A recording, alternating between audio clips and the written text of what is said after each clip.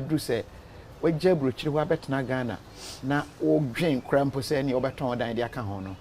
e ma ye hu se wako bi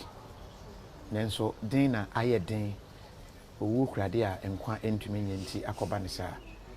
ebema o hyeden na yedi nkomo ne wie ye no ene adofo bi di nkomo enumu ye papa baako ye frɛ no ye Kwame Frimpong agogo eno wo Salt FM ono eno ye pani a ye ne dia ono so London hwa ohwe interview no na usu no kana koma oye se ye baha ye nkaio eno achi ye papa baako one ne yire enso wo Columbus Ohio ye ma medela ene ne kunu Akili wo mo nso kire se ye baha yen kan kire se wo mo da so ka wo mpaebo mu emwa famu bia nso no wo mba de wo betimi bia enra yedi nkomo na ena opani ba kon so KTA phones or US oye sese ye ba ha ne mo ankasa beba na mum ye mrel phone ba kon if you say ba ne say ya pressure ba phone so manfo ofre phone ne bedum enti na watumi asesa na phone na ode be ye call no watumi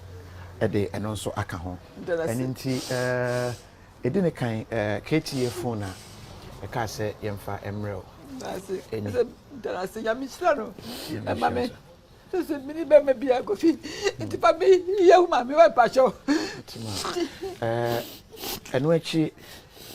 adophobia, we Rebecca say 20 million no ebi.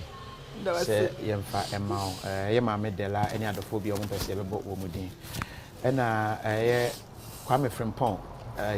Salt FM manager no. On the $1,000 say yeba yemfa emma na fatewo kasubi na ono ankasa so obeba fie na fie di aka bia so no yetumi ahwe na yabo ntima bacho so do basima me ase me say ye bia say o so di be o ma me se bi ba na me say onaka baby bia mama wawu de mu ina no me da masina mpa mu ye me mama ara me temo ba mo mra me nche da na mo medidi ma shede ida se be ida se fanso